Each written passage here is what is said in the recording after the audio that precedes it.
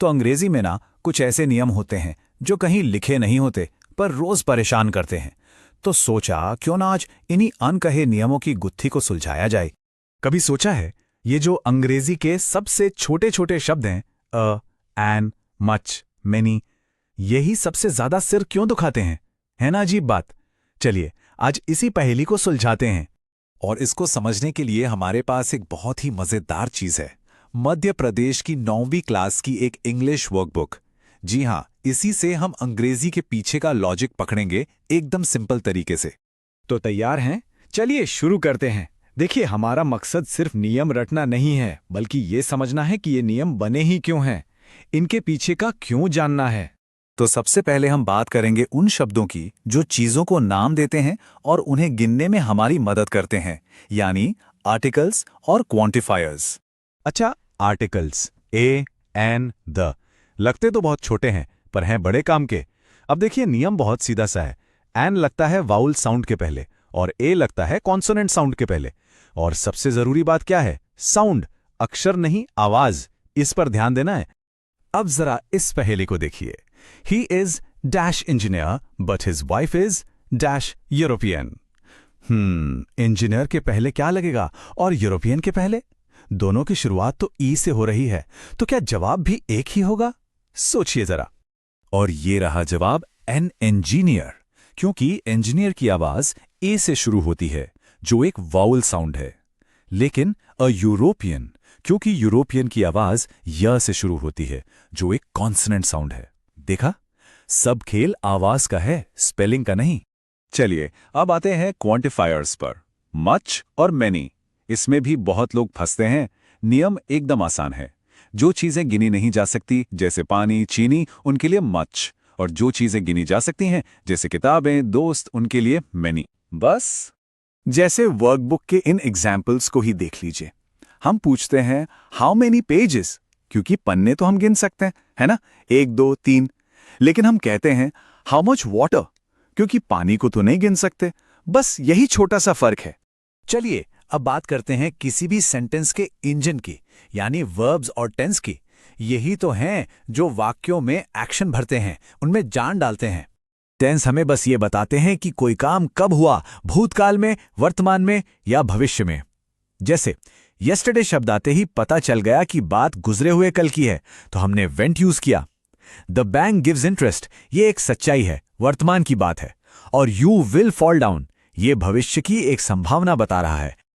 अच्छा, अब एक और मजेदार सिचुएशन देखते हैं। She dash TV when the power went of. यहां क्या आएगा? सोचिए, एक काम हो रहा था कि तभी बीच में कुछ और हो गया। सही जवाब है वॉज वॉचिंग। क्यों? क्योंकि इससे हमें पूरी पिक्चर क्लियर हो जाती है। टीवी देखने का काम चल रहा था और लाइट जाने से वो काम बीच में ही रुक गया। ये जो पास्ट कंटिन्यूअस टेंस है ना, ये हमें उस मोमेंट की पूरी कहानी बता देता है। अब आते हैं उन शब्दों पर जो एक तरह से वाक्यों के लिए गोंद का काम करते हैं। ये छोटे छोटे आइडियाज को जोड़कर बड़े और मजेदार सेंटेंस बनाते हैं। इन्हें हम कंजंक्शंस कहते हैं। बिकॉज ये बहुत ही पावरफुल शब्द है। ये क्यों का जवाब देता है। आप कुछ करते हैं या नहीं करते हैं। जैसे मैं ऑफिस नहीं जा रहा हूं। क्यों? Because I am ill. है ना, सिंपल। ये एक्शन और रीजन को जोड़ देता है। फॉर और सिंस, ये भी एक क्लासिक कंफ्यूजन है।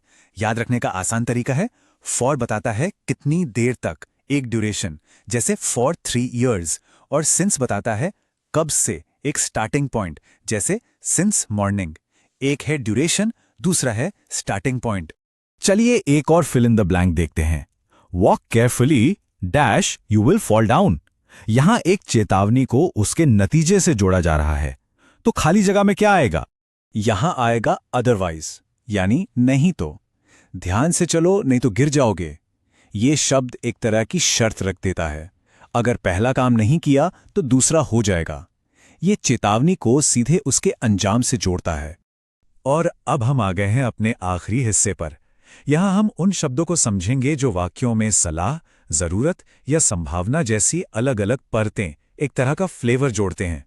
मॉडल्स जैसे शुड, मस्ट, मे, कुड, ये शब्द सेंटेंस का पूरा मूड बदल देते हैं। एक सिंपल सी बात को सलाह, आदेश या फिर एक संभावना में बदल सकते हैं। जैसे ये एग्जाम्पल देखिए जो आजकल बहुत रिलेटेबल है। We wear a mask in crowded places. तो यहां कौन सा मॉडल फिट बैठेगा? सही जवाब है शुड। अब देखिए, मस्ट भी आ सकता था, लेकिन वो एक सख्त आदेश जैसा लगता। शुड एक मजबूत सलाह है, एक अच्छी आदत के लिए सिफारिश है। ये बताता है कि ये करना एक सही और समझदारी वाली बात है। तो चलिए, आज की हमारी ग्रामर टूलकिट को फटाफट रिवाइज कर लेते हैं।